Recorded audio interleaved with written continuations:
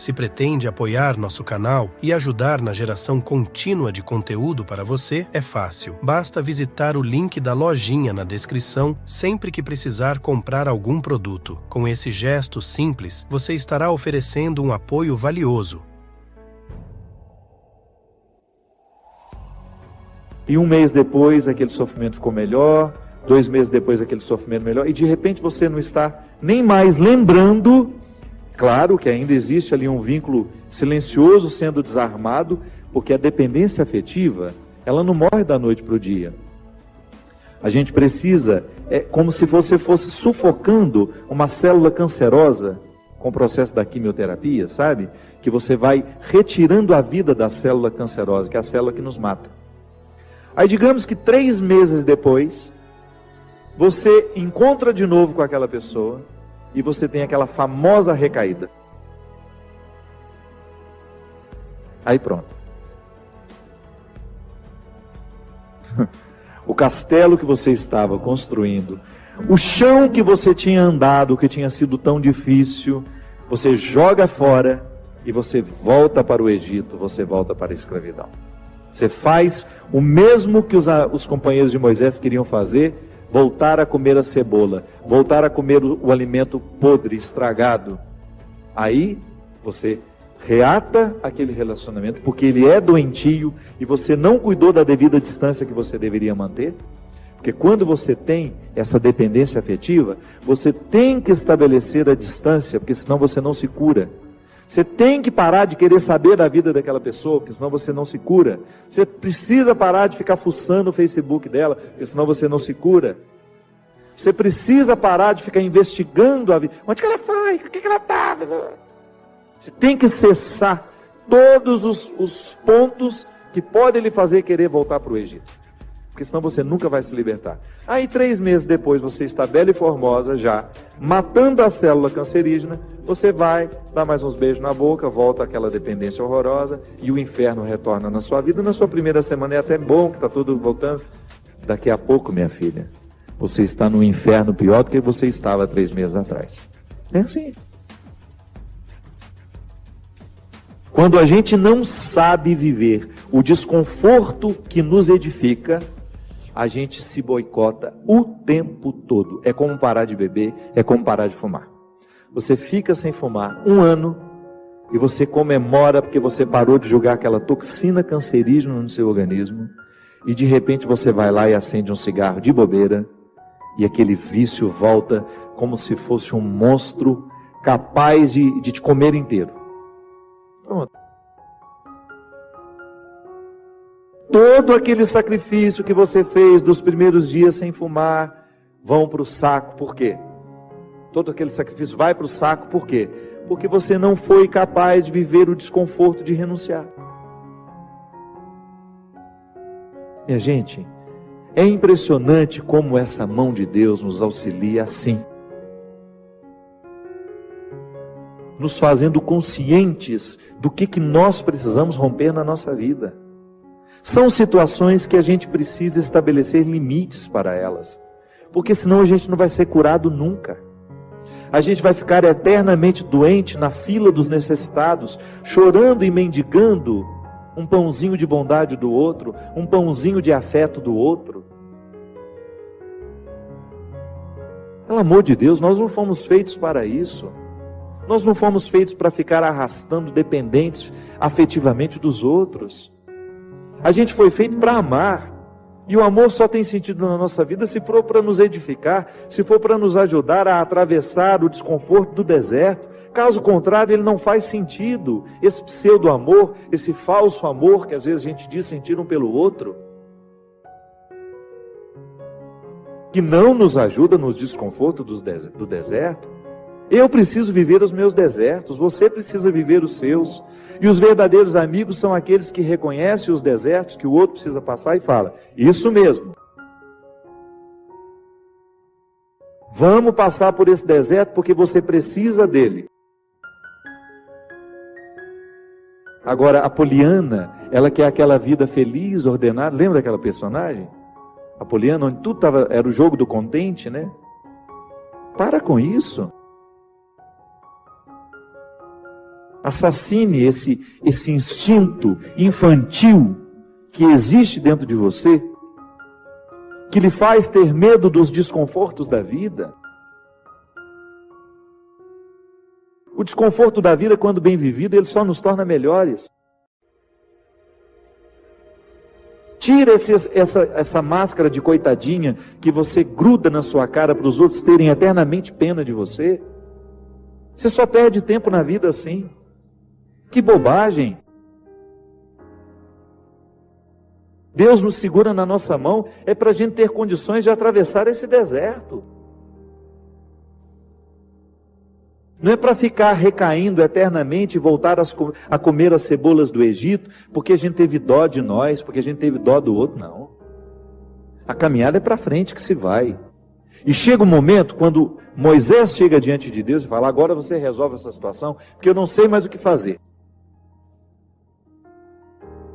Já construíram um bezerro de ouro no meio do caminho, já arrumaram confusão, já estão adorando até outras situações, então nem lembrando que o Senhor existe. Eles só não voltam porque está longe demais, mas retornam de outra maneira, não retornam na geografia, sabe? Eles não voltam geograficamente porque estava longe já do Egito. Eles morreriam no meio do caminho. Mas não voltavam geograficamente, mas voltavam afetivamente. Porque às vezes a gente já ultrapassou o território da nossa escravidão físico. Eu já saí da cadeia, mas a cadeia não saiu de mim. É assim que funciona. Eu já dei os passos na direção da minha liberdade, mas eu não fiz a conquista da minha liberdade. Eu não decretei a conquista da minha liberdade. Então eu fico afetivamente preso ao meu passado, lamentando as cebolas do Egito, lamentando o namoro que terminou, a situação que foi terminada, a amizade que foi traída. Então quando Moisés está diante do Mar Vermelho, e ele fica apavorado, porque agora eles não tinham mais para onde ir, ou atravessavam o mar, ou voltavam para o Egito, e o exército do faraó já estava chegando para capturá-los. O que ele faz? Ele tem uma reunião particular com o Senhor, né? Uma audiência particular de urgência. Liga lá para o secretário de Deus e fala, pelo amor de Deus, você pede para ele me atender hoje, que eu não posso mais ficar sem essa resposta. O exército do faraó está chegando. E aí ele acha que Deus iria dar uma resposta fácil para ele, né? Ia dar uma solução rápida. Não. O que Deus fala? Lembra, Gino? Lembra? Corre, né? Entra nessa água. Olha que frase forte. Diga ao povo que caminhe. Eu não vou fazer por vocês o que só vocês podem fazer. Eu vou dar todas as graças para que o milagre aconteça. Eu vou fortalecer a coragem de vocês. Mas se não colocar o pé na água, se não desafiar este mar, ele não se abre. E foi o que o povo fez. Moisés à frente, certamente, cheio de medo também, né? Ai, meu Pai de misericórdia, o que vai acontecer agora? Quando ele começou a entrar, a colocar os pés na água, Deus faz a sua parte. Minha gente, a nós nem importa se isso aconteceu dessa maneira mesmo. A nós interessa é o fato de que Deus faz diariamente isso na nossa vida. Sempre que eu me encorajo a vencer os mares que me desafiam, eu estou exercendo o cuidado de Deus na minha vida. Sempre que eu me encorajo a colocar o pé no mar que me ameaça, eu estou cumprindo a parte da promessa de que Ele estará sempre ao meu lado. Você faz a mesma coisa. Sempre que você desafia os seus mares, sempre que você enfrenta os seus desconfortos, quando você não tem medo do desconforto que lhe chega, quando você olha para ele de frente, você fala, e agora? O que é que nós vamos fazer a partir desse momento? O que você me traz de bom? O que você está me desafiando? eu vou aqui recrutar as minhas melhores partes, porque só isso me interessa. Se o desconforto me chega, eu preciso atravessar esse deserto para poder alcançar essa parte da terra prometida que me espera. É assim que funciona. Não há uma fórmula mágica para a vida. Ainda que a gente não acreditasse em Deus, nós teríamos de viver os desconfortos que nos fazem crescer. Ainda quem não crê em Deus precisa enfrentar os desconfortos de sua história, de sua existência. Agora é claro que quando a gente acredita em Deus, quando nós acreditamos de que existe alguém superior a nós, nos capacitando para a gente fazer a travessia, um conforto a mais nos é oferecido. Por isso, baseados na experiência deste conforto que eu já fiz, que você já fez, em muitos momentos, quando essa mão de Deus cuidou de nós, é que a gente dá continuidade ao processo de caminhada, de enfrentamento. É enfrentamento, a palavra é essa. Se a gente não vive os enfrentamentos diários dos nossos desertos, dos nossos conflitos, dos nossos medos, a gente nunca vai chegar ao conhecimento da terra que Ele nos preparou. Nós vamos para um rápido intervalo. Daqui a pouco a gente volta, já já.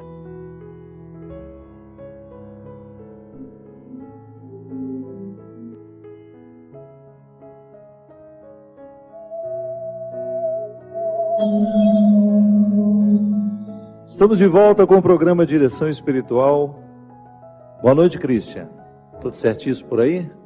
Eu te cumprimentei hoje? Não. Que nós gravamos aqui antes, eu não sei o que eu fiz. É que eu tô velho, ele está sonolento. Se você observar o Christian hoje, inclusive eu vou pedir até que você focalize ele um pouco mais. Ele está mais sonolento que o normal hoje. Está quase dormindo. Ele falou que os pernilongos da casa dele já se acostumaram com aquele líquidozinho que a gente põe para queimar, para espantar. Olha só que interessante. Eu não sabia nem que eu ia falar. Quando eu comecei a cantar a música, eu ia falar da proteção de Deus na nossa vida, mas não sabia que iria desembocar nesse discurso todo da proteção que desprotege, do desconforto da estrada, do deserto, como algo essencial à vida humana, irrenunciável, e que nenhuma visão ingênua religiosa pode nos impedir de compreender a vida assim, né? A dificuldade como um processo natural na nossa vida. E aí, olha o texto que eu tinha preparado para hoje, que está em Mateus 10, versículo 34. Não penseis que eu vim trazer paz à terra. Não vim trazer paz, mas sim a espada. De fato, eu vim pôr uma oposição entre o filho e seu pai, a filha e sua mãe, a nora e sua sogra, de maneira especial. Amor próprio é também saber distinguir o que deve ser seu e o que não deve ser seu. Amor próprio também é saber dizer: eu dou certo com você, eu não dou certo com você. Amor próprio é isso. Tem bilhões de pessoas no mundo, você não precisa ser amigo de todo mundo, você só precisa ter respeito cristão. Amor próprio significa você ter coragem de identificar. Só fica na sua vida quem quiser o melhor de você, quem motivar o melhor de você. Só vai ficar na sua vida, na experiência da conversão, de se amar e de sentir-se amado por Deus, só vai ficar na sua vida quem quer para você pelo menos um pouquinho do que Deus anda querendo. Se você identificou se o que o outro só está trazendo diabólico, põe para correr. Lá em Mateus 25, Jesus disse que Ele nos deu todos os poderes de fazer o que Ele fez e ainda mais, inclusive o de expulsar demônios. Que às vezes você vem para o meu lado e fala: ô padre, vai lá em casa fazer uma oração de exorcismo por mim. Faço, não tem nenhum problema. Mas aí eu raciocino: Você cria o capeta, põe comida na boca do capeta diariamente, e eu que tenho que ir lá expulsar. Sabe qual é o melhor exorcismo que está na autoridade que Deus nos deu? Mudança de atitude. Quer expulsar o diabo? Fecha a porta por onde ele entra. Que conversinha mole é essa? Que conversinha mole é essa? De fazer uma oração de exorcismo e não mudar a atitude por onde ele entra.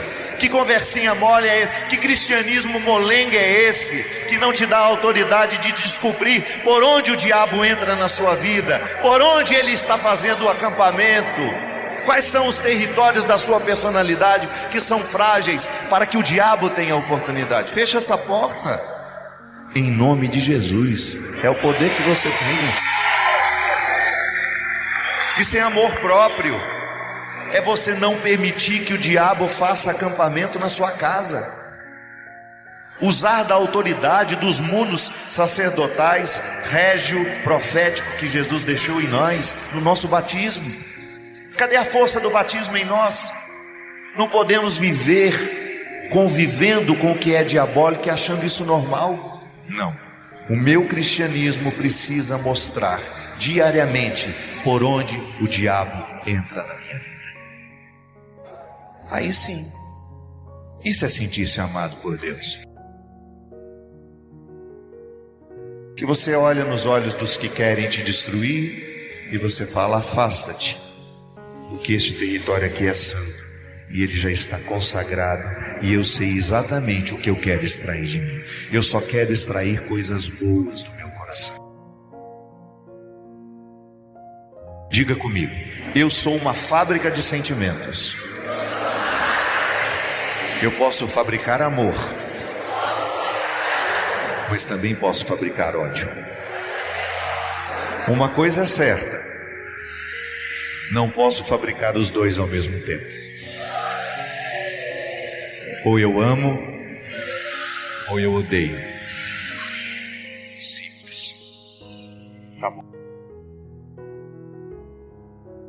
Agora é escolher se você será uma fábrica de amor neste mundo, ou se você escolherá ser uma fábrica de ódio neste mundo. Se você escolherá cultivar o demônio, ou se você escolherá exorcizar. Se você escolherá se amar porque Deus ama você, ou você vai continuar neste pessimismo crônico de achar que Deus não quer nada com você.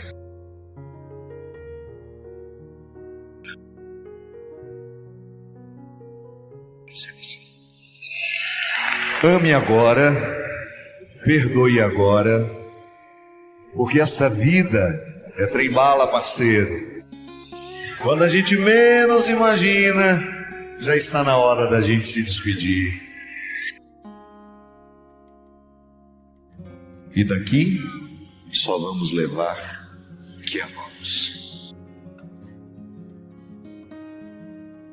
Aqui só vamos deixar o que amamos.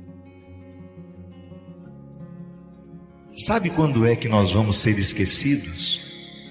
Quando a nossa história ficará maravilhosamente esquecida.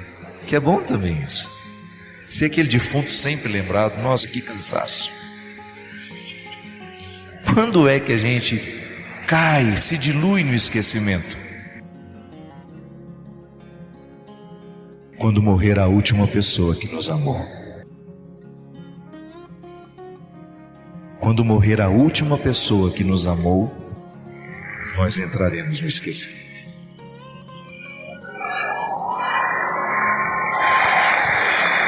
Entraremos no esquecimento humano, mas estaremos na eternidade, que é só amor.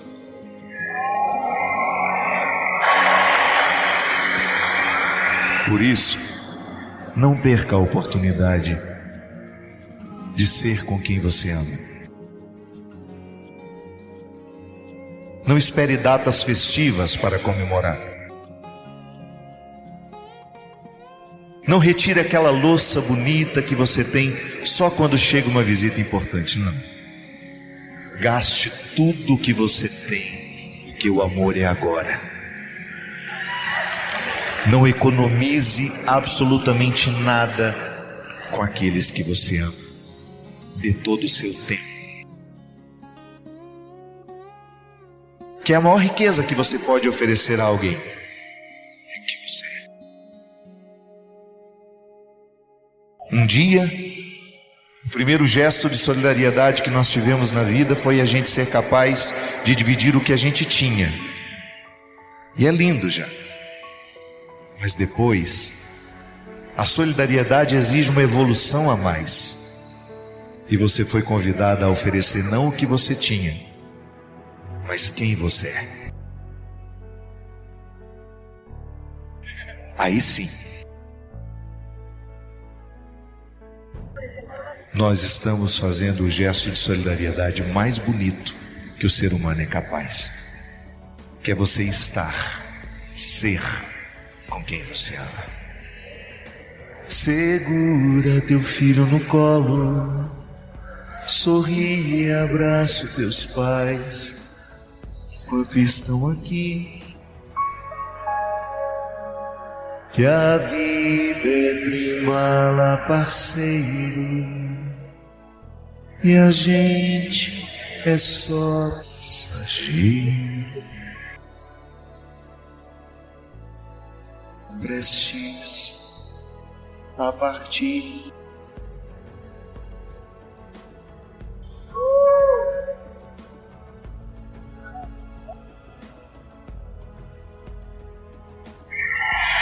As suas alegrias te levaram a lugares muito bonitos, mas quem te fez crescer foram as suas lágrimas.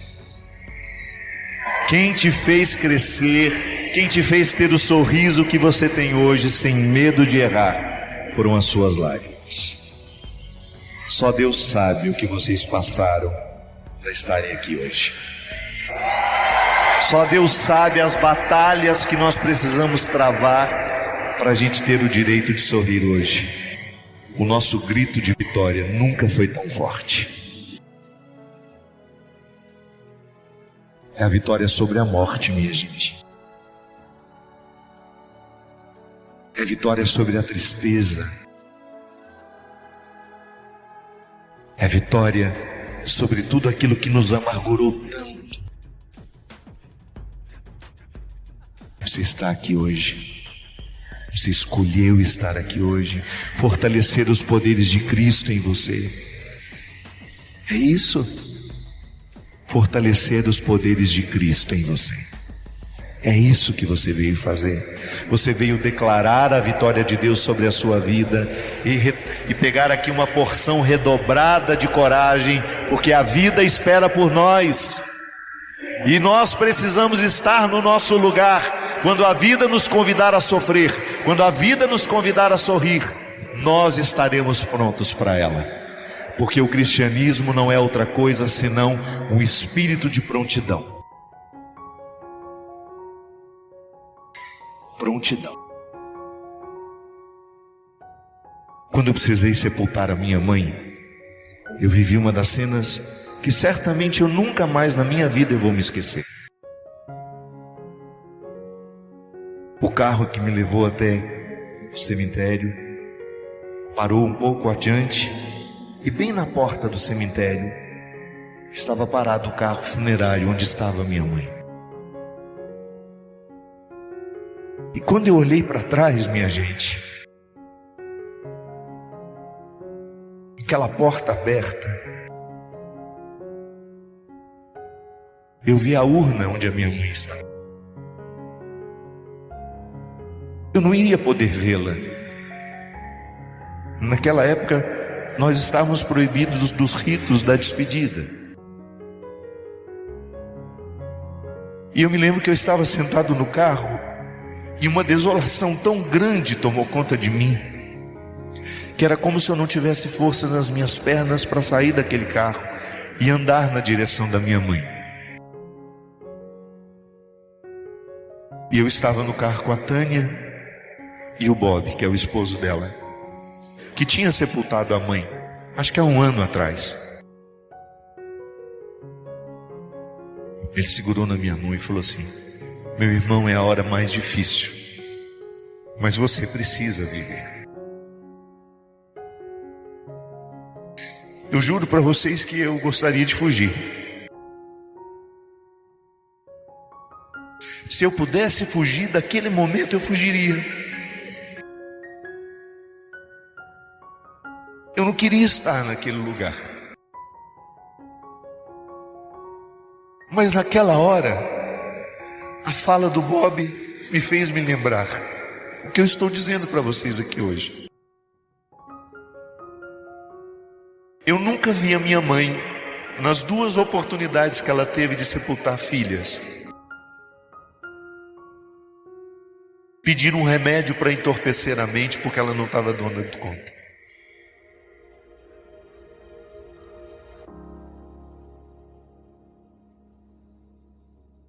Eu particularmente, tenho a minha vida, sou padre, eu saí de casa em 1988, mas eu nunca deixei de ser filho da minha mãe. Nunca deixei de cuidar daquilo que é responsabilidade minha como filho, nunca exigi que os meus irmãos fizessem por mim aquilo que eu tenho que fazer. Quando a gente assume essa vida de consagrado, meu amigo, nós temos que redobrar a vigilância, sobretudo por aqueles que dependem de nós. E vai chegando um momento da vida em que as relações se invertem, a minha mãe foi minha mãe a vida inteira, mas chega um momento que eu viro o pai dela. É inevitável. A minha mãe acaba precisando de cuidados de filha, mas eu sou filho dela. Mas a relação fica invertida e não há problema nisso. E no momento em que eu tenho condições de ser pai dela, é maravilhoso. Posso lhe dizer, como padre, nunca precisei de deixar de cuidar da minha mãe. Há sempre um jeito de você estar presente. Há sempre um jeito de você fazer o caminho acontecer para você não se desligar daquele que precisa de você. Nós precisamos tomar consciência de que a nossa missão modifica o nosso jeito de ser filhos. Eu não tenho mais a mesma proximidade que meus irmãos têm, por exemplo. Mas a minha qualidade como filho não precisa ser prejudicada. Às vezes nós achamos que para a gente estar presente na vida do outro, nós temos que estar lá do lado. E às vezes não. Às vezes tem gente que está do lado, mas não está presente. Você mesmo já deve ter feito essa experiência. Em algum momento da sua vida, você estava do lado da sua mãe, do lado do seu pai, mas você não estava presente na vida dela. Às vezes nós estamos do lado do nosso irmão, mas não estamos presentes na vida. Não é garantia estarmos um do lado do outro. Estar presente na vida do outro é muito mais do que ficar do lado, dormir no mesmo quarto, dormir na mesma cama. É muito mais. A intimidade, ela não é garantida no momento em que eu estou ao lado, mas é no momento em que eu estou presente. E mesmo eu não estando na mesma casa, eu posso estar presente. Como? Na observância das necessidades, no afeto, no carinho, naquilo que eu posso. O desafio é a gente que está longe, desenvolver esse jeito de estar presente. Aí vai da nossa criatividade, meu amigo. Vai do desafio de todos os dias nós estabelecermos então essa ponte. Eu não posso estar ao seu lado, mas eu não posso deixar de estar presente. Esta é uma forma bonita que nós temos de exercer essa categoria de presença que é muito mais que estar do lado. Estar do lado, volto a dizer, não é garantia. Agora, estar presente é muito mais profundo. Estar presente é você acompanhar o processo humano daquela pessoa, é você interferir no momento certo. Porque às vezes quando a gente está do lado demais, a gente nem interfere do jeito certo. A gente acaba prejudicando o outro com o nosso cuidado exagerado às vezes. Cuidar de maneira exagerada de alguém é de alguma forma prejudicá-la, é retirar a autonomia dela. Muitas vezes, a minha família, os meus irmãos, a minha mãe, foram ajudados por pessoas que me amam. De alguma maneira eu estava presente lá, porque a ponte foi estabelecida através de mim. Está vendo como estar presente é muito mais que estar do lado? Como se você segue, por exemplo, o caminho de vai ser padre, vai ser irmã, sei lá o que, você que está assistindo agora. Quantas vezes você esteve presente na vida das pessoas que você ama, através de outras pessoas que te amam também? É a ponte da presença. É a gente se multiplicando. A gente se multiplica e a gente se transforma em outras pessoas no momento em que a gente ama alguém. A amizade é isso. É a gente se colocar na vida do outro através de outras pessoas também. Porque essa categoria de presença que eu estava aqui falando, quando a gente é capaz de estar na vida do outro, mesmo sem que a gente esteja do lado, gente, é a partir disso que nós entendemos a Eucaristia. A Eucaristia é uma forma de presença, mas na ausência. Como é que Jesus está presente na celebração? Seus olhos não conseguem ver. Você vê a matéria que, segundo a fé, é transformada. É o pão que se transforma em corpo, é o sangue, é o vinho que se transforma em sangue. O mais bonito de tudo isso é o que emana do pão e do vinho. É a categoria de presença que vem para a condição humana. Então, o Cristo que eu comungo, eu me transformo nele. Então, como é que eu vou viver o meu cristianismo? Eu vou fazer por Jesus, aquele da Eucaristia, aquele que está na presença real, mas que eu não posso ver como pessoa, eu vou fazer por ele aquilo que ele já não faz mais como pessoa. Porque, mesmo o Cristo estando ressuscitado, ele não pode fazer humanamente o que eu posso. Então ele pode através de mim.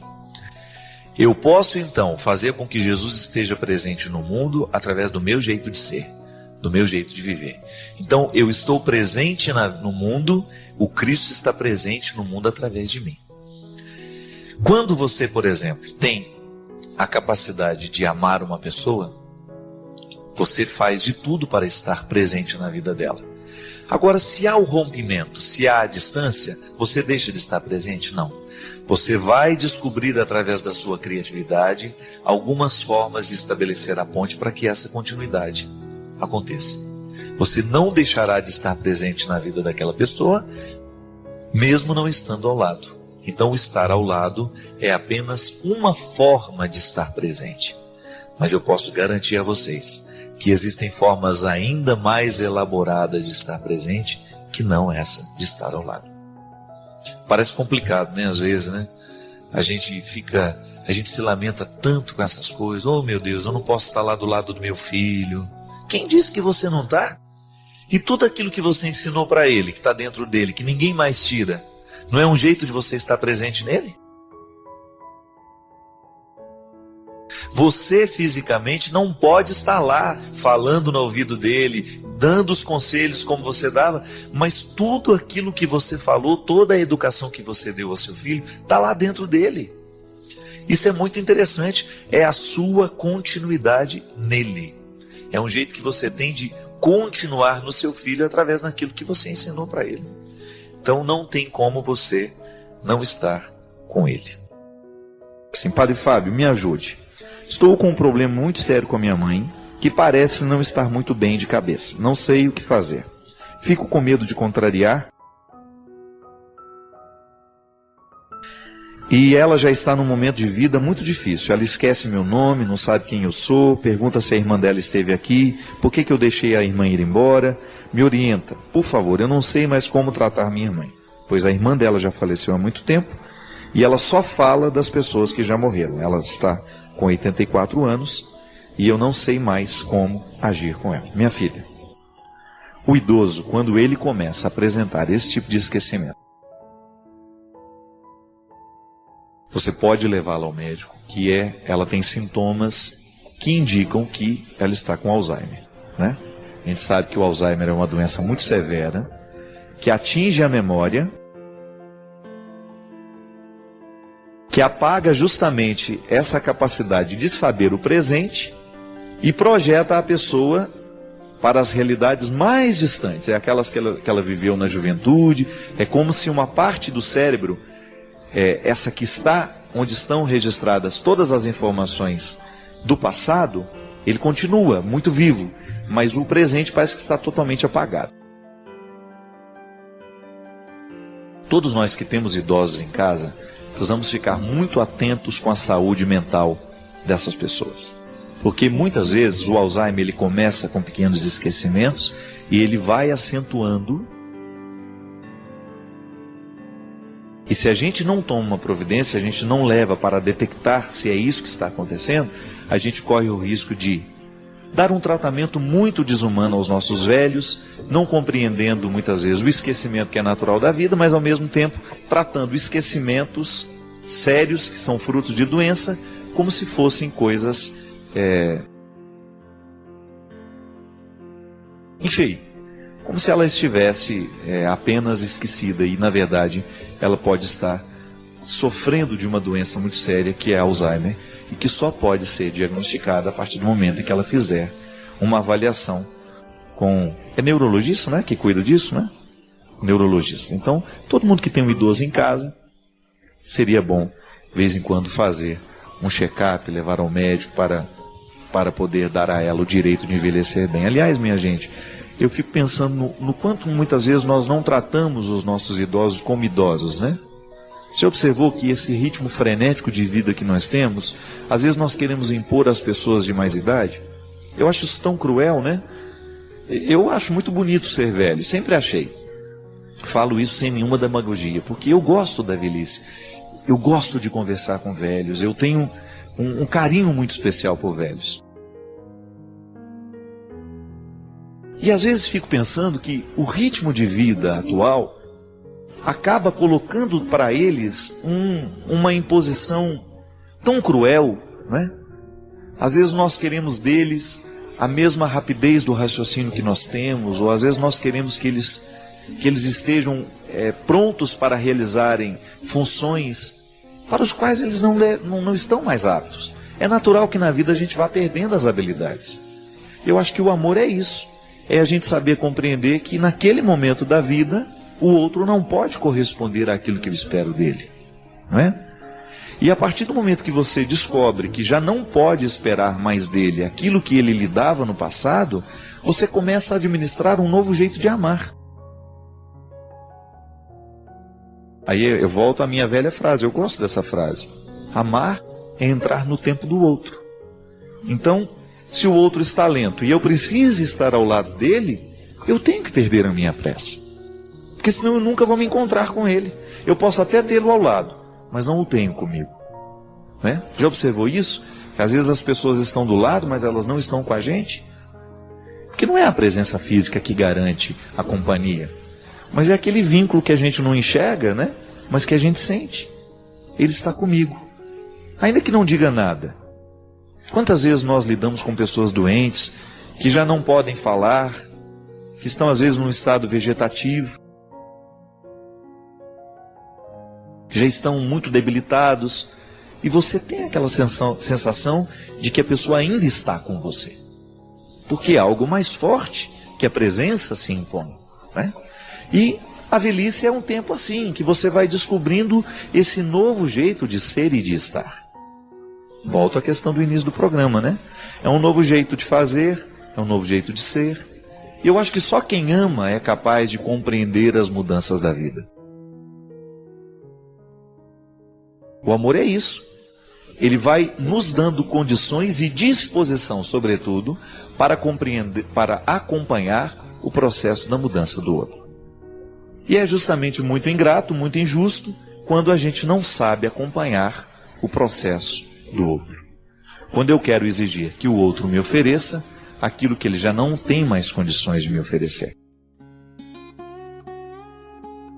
E isso não é só para os idosos não, viu minha gente? Muitas vezes os nossos relacionamentos ficam fragilizados por isso. Então, naquele momento, o seu amigo está passando por uma dificuldade muito grande. Ele não pode lhe oferecer amparo do mesmo jeito que ele lhe oferecia quando ele estava bem. Então, aí inverte um pouco, né? Quantas vezes na minha vida eu descobri que era hora de ser pai da minha mãe? E isso não estou falando de agora, não. Porque minha mãe é minha filha assumida, né? Invertemos a situação, eu não vejo problema. De vez em quando ela é minha mãe, naquilo que ela pode. Quando eu deito a cabeça no colo dela, quando ela chega em casa e eu a abraço, faço um carinho nela, eu tenho a minha mãe de volta. Mas eu não tenho nenhum problema em reconhecer que o tempo passou e agora minha mãe precisa de mim como um filho que é quase o pai. E às vezes dentro de casa isso acontece. De vez em quando você vai descobrir que seu marido está precisando de uma mãe naquele dia. E você vai lá cumprir aquele papel de mãe. De vez em quando seu filho está precisando de você com uma intensidade diferente do dia anterior. Aí você vai atualizar o seu jeito de ser mãe e vai descobrir naquele momento da vida a maneira mais correta de ser a mãe do seu filho. Também já disse muitas vezes, o pai que funciona a partir de modelo único, ele corre o risco de não ser pai corretamente. Eu sou assim, não mudo. Cuidado, porque o jeito de ser pai que você está exercendo hoje, pode ser que não funcione daqui 2, 3 anos na vida do seu filho. Porque as coisas evoluem. Não é que você vai ficar laxo, vai perder a autoridade. Não, não é não. É mudar o formato que você dá para a sua paternidade. Eu sou amigo, mas de vez em quando preciso modificar o meu jeito de ser amigo, o formato de ser amigo. Às vezes preciso ser mais duro, às vezes preciso ser mais manso, às vezes preciso acolher, às vezes preciso gritar, preciso dizer uma palavra dura, porque a amizade exige formatos diferenciados. Só assim ela pode durar. Não é isso? Então fique atento aí com as pessoas que estão do seu lado, com as pessoas com quem você convive e se disponha para viver essas fases diferentes que todo relacionamento exige, se ele quiser. É o primeiro grande desafio que nós temos na vida. Aprender que Deus mora em nós. E esse é o princípio fundamental de toda religião. Nos ensinar que nós somos um templo santo.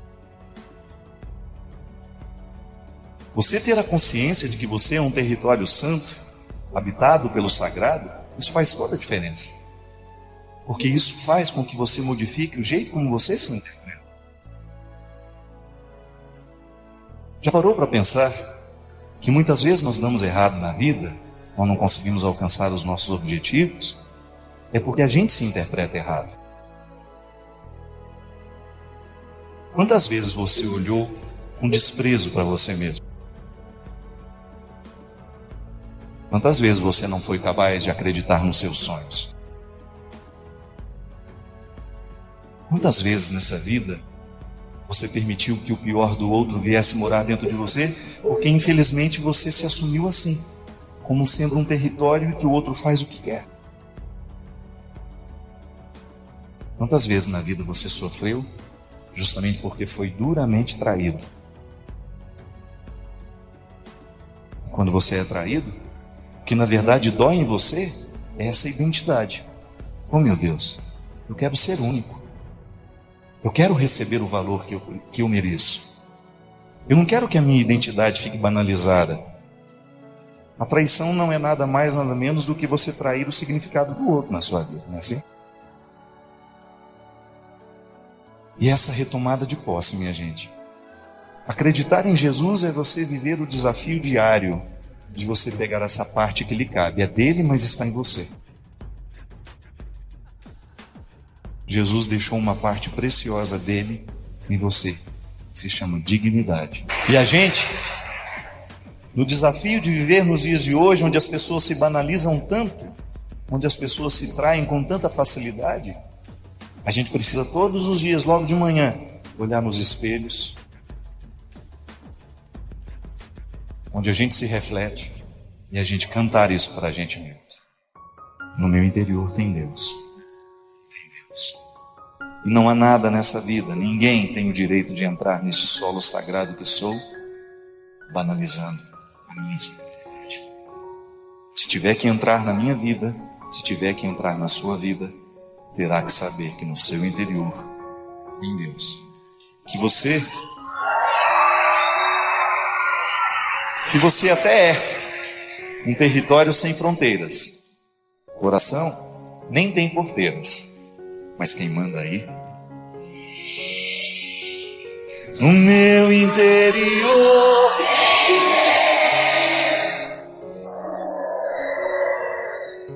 em Deus Eu sou um território sem fronteiras, coração não tem porteira, mas quem manda aqui é Deus. Eu tenho certeza que hoje aqui tem muita esposa que está precisando lembrar o marido disso. Ó, trata com mais carinho, viu? Tem muita esposa aqui que precisa cantar esse refrão no ouvido do marido. No meu interior tem Deus. Tem muita namorada precisando cantar isso no ouvido do namorado, né? Olha, eu não sou um objeto não, viu? No meu interior tem Deus. Tem muito amigo precisando cantar um para o outro. Porque o verdadeiro amor, minha gente, o que nós verdadeiramente precisamos é aquele que nos ama com um amor parecido com o que o Senhor tem por nós. Eu sempre digo isso. Eu agradeço muito os amigos que Deus pôs na minha vida e que são capazes de me amar do jeito como Ele me ama, com liberdade, com responsabilidade, querendo o meu melhor. Se você descobrir alguém que te ama assim, querendo sempre o seu melhor, e ainda que de vez em quando tenha que puxar sua orelha por aquilo que você faz de errado, eleve as mãos para o céu. Você tem mais chance de dar certo do que aquele que não tem.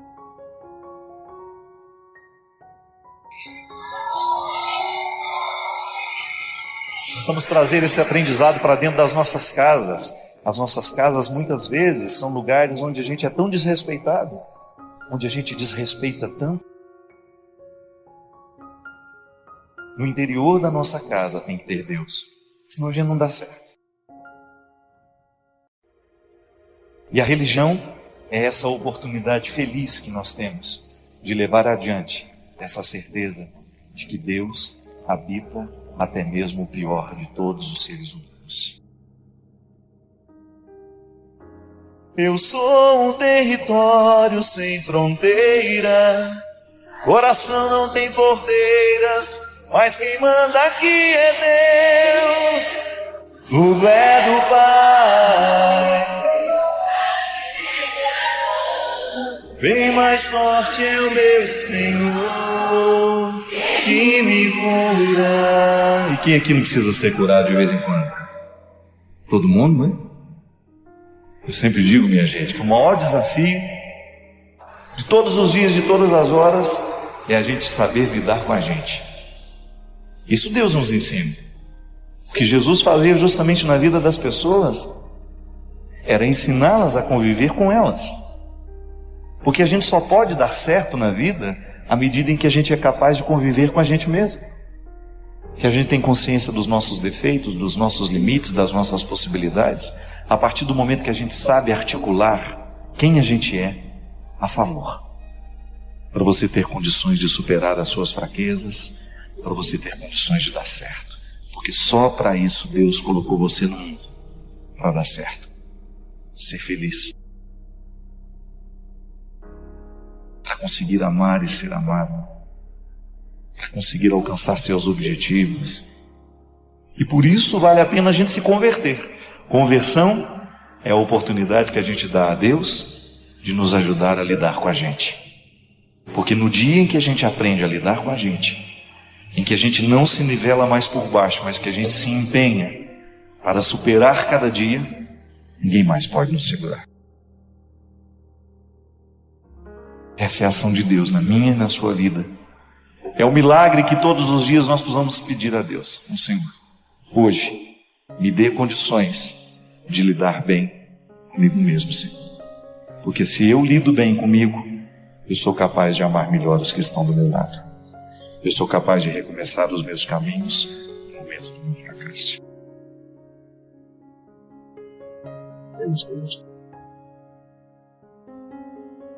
Aprender a cada dia os nossos fracassos.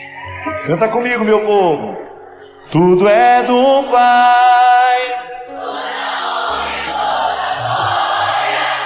é dele a vitória. Tudo é do Pai, se sou fraco e pecador, bem mais forte é o meu Senhor, que me cura por amor. E toda vez que você sentir a tentação de desacreditar de si mesmo, toda vez que você achar que já chegou ao fim, que já não há mais o que fazer, recorde-se da palavra que ele diz, que você tudo pode naquele. Onde é que você está indo? Está indo buscar a sua melhor parte ou está se contentando com aquilo que você já achou de você? Está indo buscar a coragem ou está se acomodando na sua fraqueza? Está indo buscar os seus sonhos ou está se contentando com os pesadelos? Você nasceu para a vitória e Deus quer lhe revestir de todas as bênçãos, de todas as graças, para que você seja capaz de proclamar essa vitória na sua vida. Chega de preguiça. Preguiçoso não chega no céu não, viu? O máximo que vai conseguir é servir cafezinho na sala do purgatório. Agora eu olho para você daqui e eu não fico pensando que você tenha nascido para tão pouco. Você nasceu para o céu. O céu é o seu lugar. Estou errado? Vamos dar uma olhadinha em quem está do seu lado aí e diz assim: toma vergonha na cara. Vá buscar o seu melhor. Não se contente com a sua pior parte. Vá buscar a sua melhor parte. Porque você tudo pode naquele que lhe fortalece. Que eu... Vamos lá comigo. Que eu... Prepare-se. Essa última frase para ser bem alta, para ser bem bonita. Que eu posso. Tão bom a gente poder dizer isso, né? Quando o outro fala assim: você pode vencer isso? E você diz: eu posso. Ah, isso é bom demais. Só para isso vale viver, minha gente. Para você se desafiar, para você não deixar a droga retirar da sua coragem, para não deixar a droga retirar da sua inteireza, para não deixar que ninguém venha retirar a sua inteireza, que você continue podendo. Ah, eu estou podendo. Que você tenha o direito de dizer isso. Faço um esforço danado, minha vida não é brincadeira, mas eu estou podendo.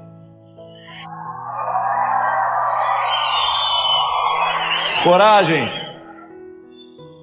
Quem gosta de gente desanimada é o diabo. É por isso que é tão fácil dar serviço para o diabo, porque o que tem de gente desanimada nesse mundo, desanimada de si mesma, é gente assim: ah, tá bom, não. Você sabe que o que a droga faz com a gente é isso, né? Retirar da nossa coragem de dizer não. Uma pessoa viciada, eu tenho acompanhado muita gente assim, é aquela que já não é mais capaz de escolher a melhor parte, porque não é possível um ser humano em são estado de consciência, sabendo todos os malefícios que o crack, por exemplo, que a cocaína faz na vida de uma pessoa, que ela traga aqui. Por isso, revista-se, proteja-se, para que nada do que é diabólico nos dias de hoje tenha espaço para crescer em você, para que você continue podendo. Eu estou podendo. Quando alguém perguntar para você: e aí, como é que vai a vida? Você vai ter aquela... Não. Você responde: olha, estou na luta, mas eu estou podendo. Existem pessoas que precisam romper com namoros que são terríveis, desastrosos. Aquela pessoa só faz mal a você, você sabe disso, mas você tem um vínculo com ela, você tem necessidade afetiva, você não consegue romper aquele namoro.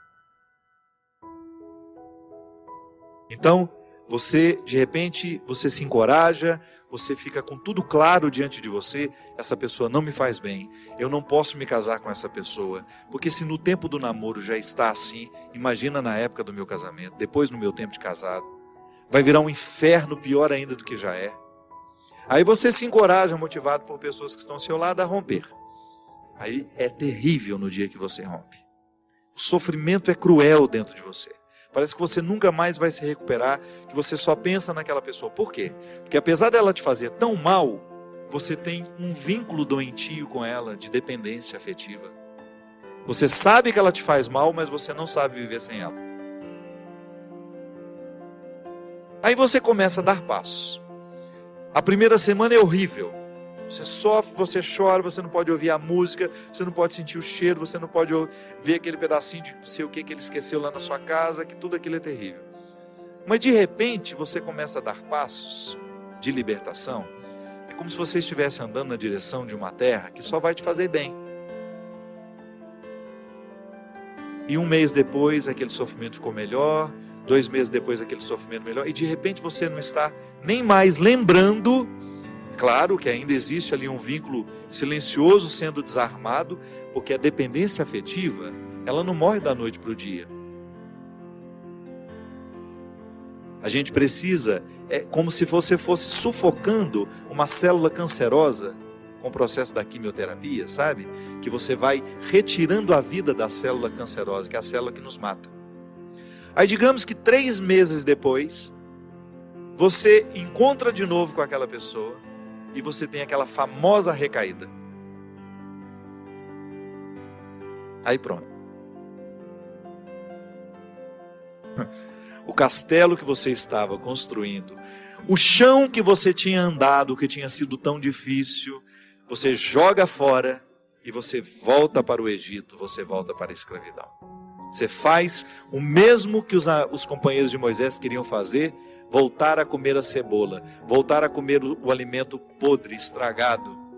Aí você reata aquele relacionamento, porque ele é doentio e você não cuidou da devida distância que você deveria manter. Porque quando você tem essa dependência afetiva, você tem que estabelecer a distância, porque senão você não se cura. Você tem que parar de querer saber da vida daquela pessoa, porque senão você não se cura. Você precisa parar de ficar fuçando o Facebook dela, porque senão você não se cura. Você precisa parar de ficar investigando a vida. Onde que ela foi? O que ela está? Você tem que cessar todos os pontos que podem lhe fazer querer voltar para o Egito. Porque senão você nunca vai se libertar. Aí 3 meses depois você está bela e formosa já, matando a célula cancerígena, você vai dá mais uns beijos na boca, volta àquela dependência horrorosa e o inferno retorna na sua vida. Na sua primeira semana é até bom que está tudo voltando. Daqui a pouco, minha filha, você está no inferno pior do que você estava 3 meses atrás. É assim. Quando a gente não sabe viver o desconforto que nos edifica, a gente se boicota o tempo todo. É como parar de beber, é como parar de fumar. Você fica sem fumar 1 ano e você comemora porque você parou de jogar aquela toxina cancerígena no seu organismo. E de repente você vai lá e acende um cigarro de bobeira e aquele vício volta como se fosse um monstro capaz de te comer inteiro. Pronto. Todo aquele sacrifício que você fez dos primeiros dias sem fumar vão para o saco. Por quê?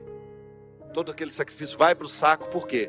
Porque você não foi capaz de viver o desconforto de renunciar. Minha gente, é impressionante como essa mão de Deus nos auxilia assim. Nos fazendo conscientes do que nós precisamos romper na nossa vida. São situações que a gente precisa estabelecer limites para elas. Porque senão a gente não vai ser curado nunca. A gente vai ficar eternamente doente na fila dos necessitados, chorando e mendigando um pãozinho de bondade do outro, um pãozinho de afeto do outro.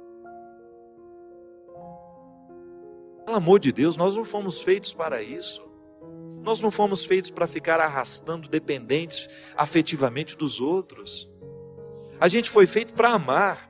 E o amor só tem sentido na nossa vida se for para nos edificar, se for para nos ajudar a atravessar o desconforto do deserto. Caso contrário, ele não faz sentido. Esse pseudo-amor, esse falso amor que às vezes a gente diz sentir um pelo outro, que não nos ajuda nos desconfortos do deserto. Eu preciso viver os meus desertos, você precisa viver os seus. E os verdadeiros amigos são aqueles que reconhecem os desertos que o outro precisa passar e fala: isso mesmo, Vamos passar por esse deserto porque você precisa dele. Agora, a Poliana, ela quer aquela vida feliz, ordenada. Lembra daquela personagem? A Poliana, onde tudo era o jogo do contente, né? Para com isso. Assassine esse instinto infantil que existe dentro de você, que lhe faz ter medo dos desconfortos da vida. O desconforto da vida, quando bem vivido, ele só nos torna melhores. Tira essa máscara de coitadinha que você gruda na sua cara para os outros terem eternamente pena de você. Você só perde tempo na vida assim. Que bobagem. Deus nos segura na nossa mão é para a gente ter condições de atravessar esse deserto. Não é para ficar recaindo eternamente e voltar a comer as cebolas do Egito, porque a gente teve dó de nós, porque a gente teve dó do outro. A caminhada é para frente que se vai. E chega um momento quando Moisés chega diante de Deus e fala: agora você resolve essa situação, porque eu não sei mais o que fazer. Já construíram um bezerro de ouro no meio do caminho, já arrumaram confusão, já estão adorando até outras situações, então nem lembrando que o Senhor existe. Eles só não voltam porque está longe demais, mas retornam de outra maneira, não retornam na geografia, sabe? Eles não voltam geograficamente porque estava longe já do Egito. Eles morreriam no meio do caminho. Mas não voltavam geograficamente, mas voltavam afetivamente. Porque às vezes a gente já ultrapassou o território da nossa escravidão física. Eu já saí da cadeia, mas a cadeia não saiu de mim. É assim que funciona. Eu já dei os passos na direção da minha liberdade, mas eu não fiz a conquista da minha liberdade. Eu não decretei a conquista da minha liberdade. Então eu fico afetivamente preso ao meu passado, lamentando as cebolas do Egito, lamentando o namoro que terminou, a situação que foi terminada, a amizade que foi traída. Então, quando Moisés está diante do Mar Vermelho e ele fica apavorado, porque agora eles não tinham mais para onde ir, ou atravessavam o mar, ou voltavam para o Egito, e o exército do faraó já estava chegando para capturá-los. O que ele faz? Ele tem uma reunião particular com o Senhor, né? Uma audiência particular de urgência. Liga lá para o secretário de Deus e fala: pelo amor de Deus, você pede para ele me atender hoje, que eu não posso mais ficar sem essa resposta. O exército do faraó está chegando.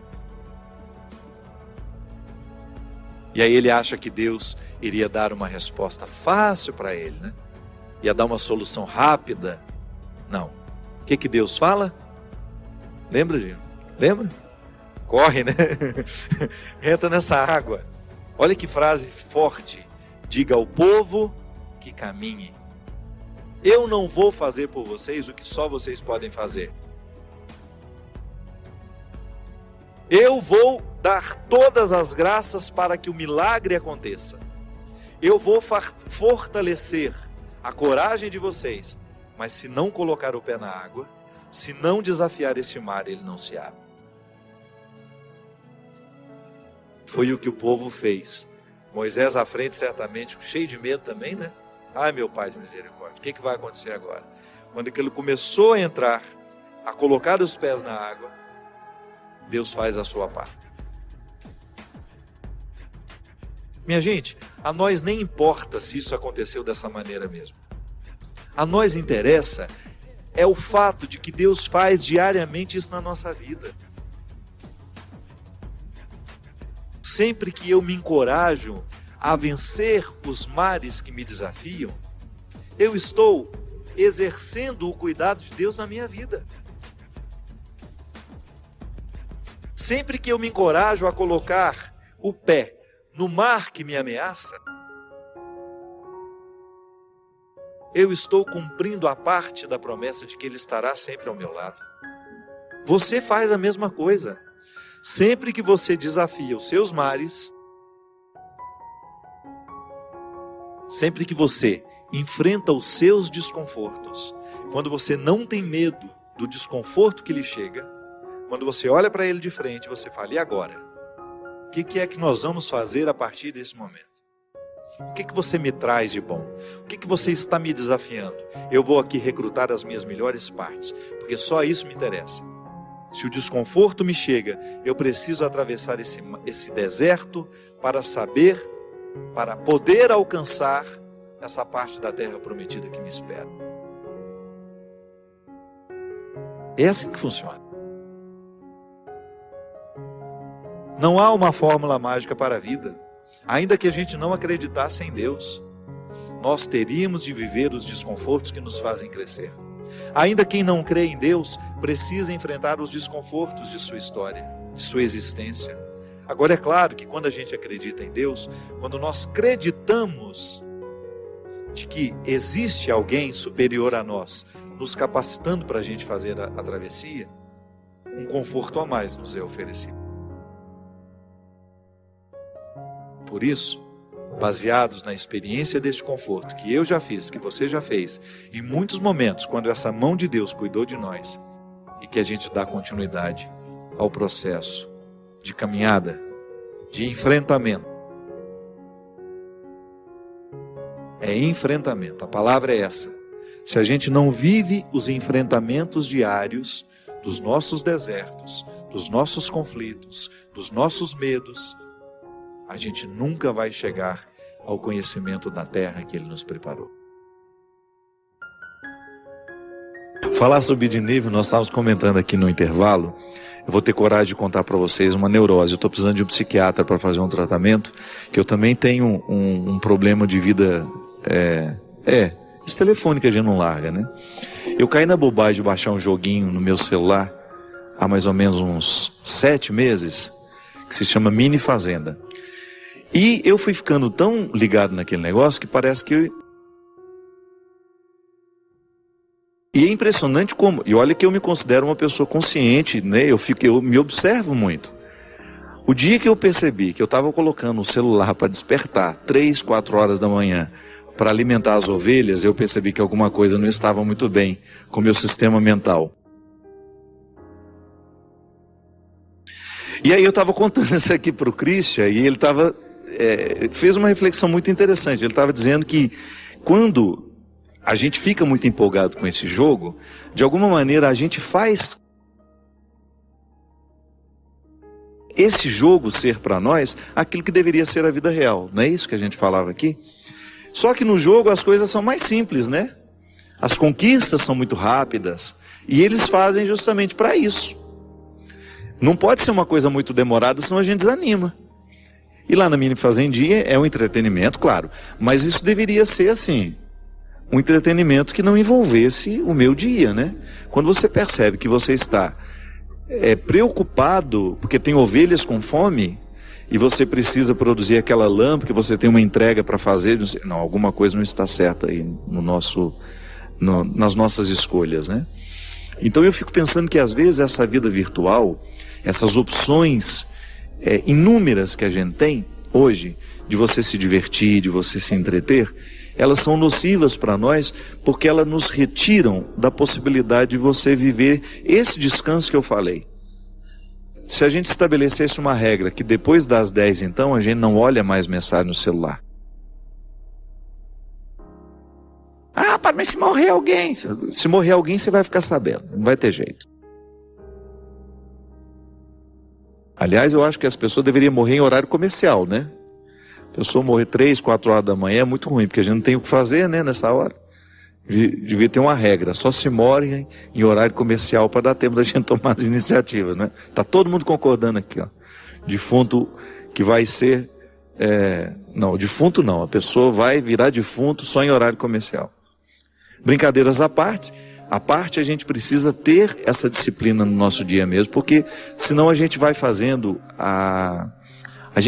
escolhas que vão fragilizando demais a nossa saúde.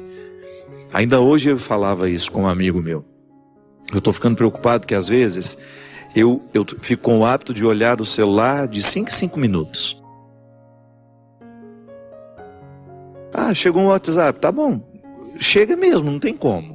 Se você tem muitos amigos, se você tem muitos contatos ali, é natural que as pessoas falem com você o dia todo. Mas você não tem a obrigação de ficar respondendo aquilo toda hora que chega, se aquilo não for realmente importante.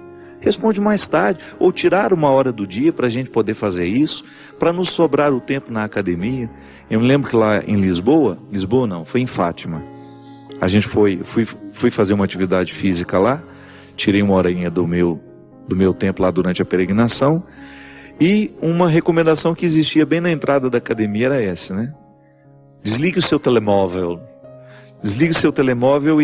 que é o celular, para que você tenha condições de, pelo menos nesse tempo que você estará fazendo a sua atividade física, você desligar-se e fazer também uma higiene mental.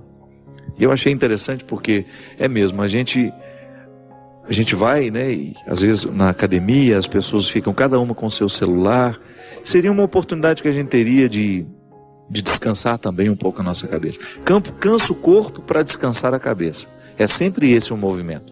Quem gosta de uma atividade física sabe que essa lógica é possível. Eu canso o corpo e descanso a cabeça à medida em que eu faço a minha atividade física. Mas agora a gente não está tendo condições nem de descansar a cabeça, porque a gente não larga dos aparelhinhos que nos cansam. Nada se submete ao desviver. O que foi dito não se recolhe à boca, o que foi escrito não se deixa apagar.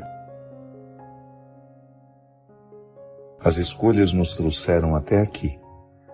O arrependimento não altera um só centímetro do passado.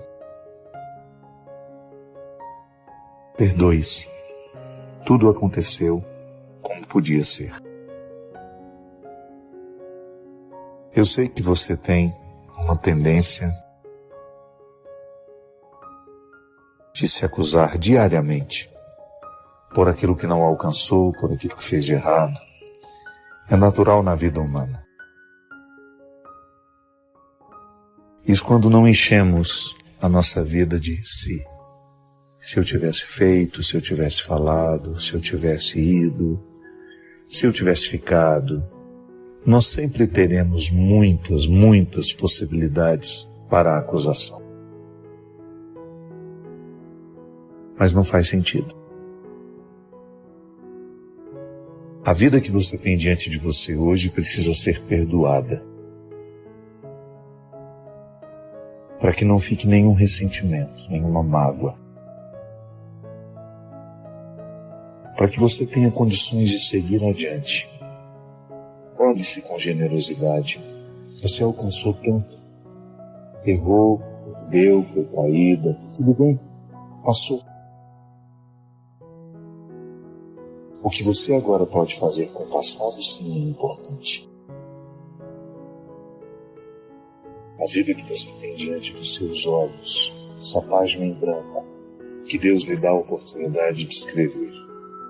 Só isso importa. Coloque os seus olhos nisso. Deixe de olhar para o passado, criar conjecturas que não serão possíveis mais. Não podemos alterar um só centímetro do que passou. Mas o presente, esse está diante de nós e espera a nossa dedicação. O presente está diante de nós e, se quisermos, poderemos transformá-lo num grande acontecimento. Uma grande oportunidade de fazer a vida valer a pena e de viver confortavelmente em nós mesmos. Perdoe-se. Não se acuse por aquilo que você não fez. Não se condene pelo que deixou de fazer. Se hoje você puder fazer alguma coisa por você, faça. Aconchegue-se. Reconsidere tudo aquilo que você usa para se acusar. Tenha mais misericórdia. E aprenda. Aprenda com os erros. Não permita que eles se transformem numa fonte de martírio na sua vida. Permita que eles sejam uma fonte de aprendizado. Isso sim importa. Aprender com o passado e fazer o presente valer a pena. Padre, como saber que nós estamos fazendo a vontade de Deus? Tomei uma decisão e estou com muito medo de não estar fazendo a coisa certa. Minha filha, eu costumo dizer que a vontade de Deus nós a identificamos através do bom senso.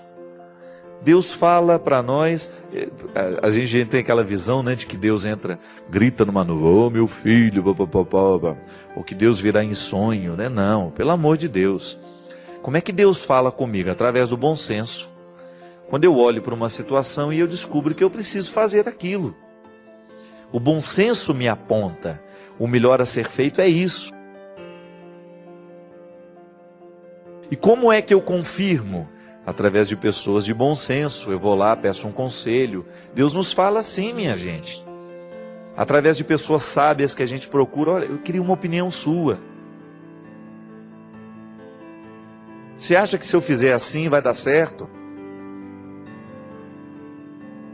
E é muito bom a gente ter pessoas que a gente tenha essa confiança em procurar, em abrir o jogo, em contar quais são os nossos projetos. O que você acha? Estou pensando em fazer isso. Será que isso é vontade de Deus para a minha vida? Agora, nunca coloque o parâmetro de decisão para uma pessoa apenas, não.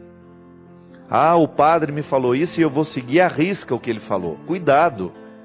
Pode ser que aquele padre tenha falado sem muita reflexão também, estava lá louco para te despachar, estava correndo apressado, que às vezes a vida é assim, minha gente. Às vezes você está naquela correria danada, vem a pessoa, ô padre, e coloca uma questão tão séria, que é injusto comigo.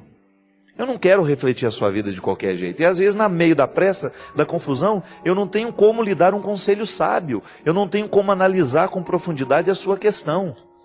Então é melhor você ter a convicção de que Deus falará ao seu coração e você terá certeza de que vai estar fazendo a vontade de Deus quando você começa a procurar o bom senso. Então, eu ajo a partir de um bom senso. É notório isso dentro do processo humano, né? É fácil identificar. Então, Deus me quer agindo assim, assim, assado. Eu estabeleço um projeto e começo a conversar com pessoas que me amam, com pessoas que têm uma visão um pouco mais ampla daquilo que eu estou refletindo sozinho. Isso é um bom jeito que a gente tem de buscar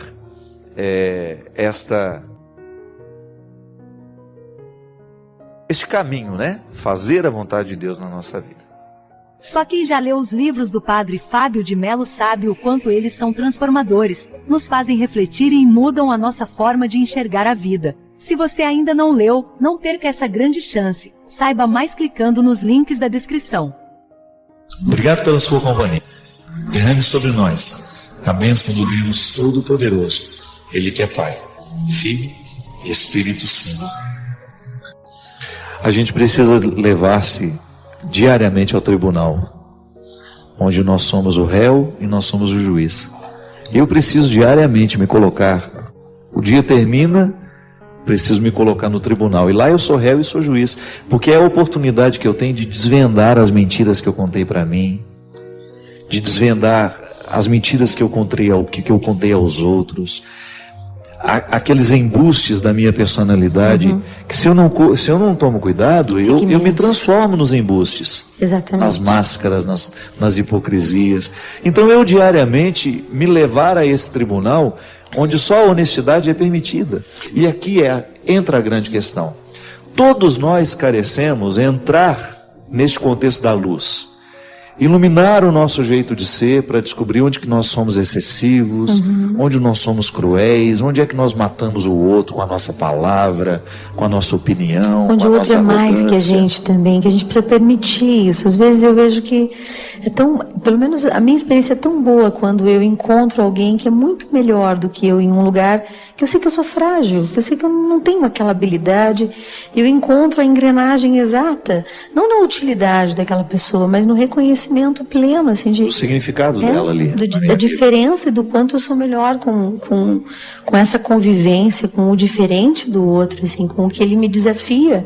E é tão intrigante porque tem pessoas que você vai conhecer e que você convive até, você se irrita com o jeito do outro, porque ele é do jeito que você gostaria de ser e não consegue.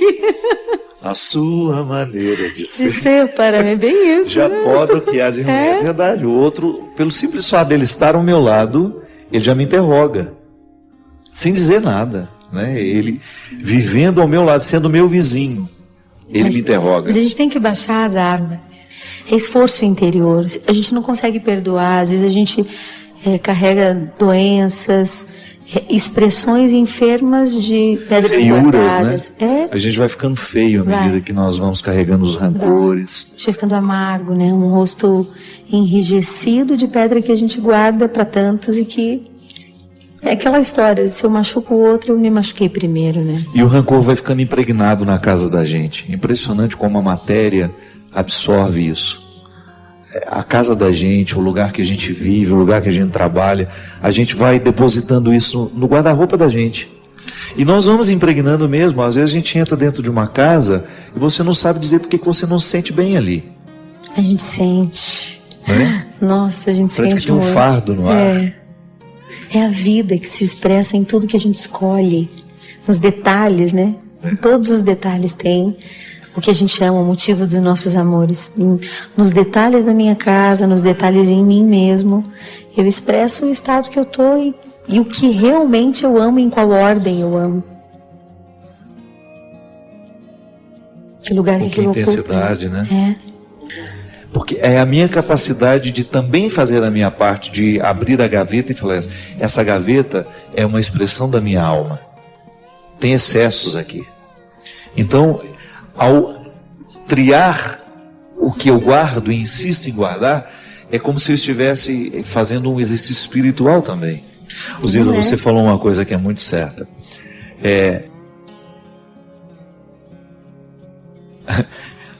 Nós somos muito cruéis. E essa semana eu estou especificando com quem eu sou cruel. E eu desafio você em casa. Com quem você exerce a sua crueldade? Porque por mais que uma pessoa seja boa, em algum momento da vida ela descobre um Cristo para fazer cruel. Hoje eu até chorei sobre esse fato. Quando eu comecei a identificar que a minha crueldade, ela é justificada. Bem eu tenho todos os argumentos. Como eu careço da lógica, e eu sou naturalmente lógico, então eu careço a argumentar, a regimentar todos os motivos pelos quais eu estou sendo cruel. E não tem crueldade maior que essa. Não fica espaço nenhum para você se arrepender, para você se reconhecer. Fica espaço para o arrependimento. Vai ficando pesado, né? Vai ficando bem pesado. E de repente o outro acaba sendo um espelho daquilo que você mais nega em si mesmo. Quando você começa a perceber que o outro te faz um mal quando você está sendo cruel com ele, porque ele reflete um insucesso, um fato que eu acho vergonhoso para mim. Porque não é bom ser cruel. Eu acho que é tão libertador quando a gente consegue dizer pra gente, eu não mereço nada. Pode parecer cruel isso. Mas quando você se desprende dessa necessidade de merecer alguma coisa. Porque às vezes o que me dificulta no relacionamento com você, eu achar que eu mereço a sua atenção, que você faça isso por mim, que você faça aquilo, isso. Então, se por acaso eu consigo deixar de achar que eu mereço, a minha relação com você fica muito mais gratuita e de repente você vai me surpreender com aquilo que eu não acho que eu mereço, mas que aconteceu. A lógica do merecimento é muito cruel nos relacionamentos. A gente vai para a relação com o outro colocando sobre ele um fardo muito grande. Eu mereço que você me trate assim, que você faça aquilo. Você tem que fazer aquilo, esse tem que, ai meu Deus. E é claro que tem muitas coisas que a gente merece, a questão é uma dignidade humana, nós não vamos abrir mão da nossa dignidade humana, eu mereço ser respeitado o tempo todo. Eu estou falando do supérfluo, que às vezes nós vamos colocando no contexto dos nossos relacionamentos, e isso vai dificultando muito a reconciliação com o outro. Dificulta. Porque o perdão também é isso, eu admitir que você não tem a obrigação de corresponder às minhas expectativas. E eu tenho que admitir, aprender, assimilar e me instalar nesse lugar. Porque às vezes você diz que perdoou e fica ruminando a história a vida inteira. E não é perdão isso. Eu acho que a gente não é capaz de perdoar o outro se a gente não se reconhece plenamente capaz de cometer muitas maldades na vida. Se eu não reconheço que eu tenho maldade, que eu sou capaz de errar muito, eu não vou conseguir conceder isso ao outro e confiar. Há 2 semanas atrás eu pude ter um diálogo maravilhoso com meu ex-marido, que já me corrigiram, que eu não posso dizer que é meu ex-marido, que meu casamento já foi nulo. Declarado nulo, né? Então, meu antigo amigo. Seu amigo, né? Meu amigo, isso mesmo. É uma pessoa que fez muito bem também. Foi lindo, um homem porque...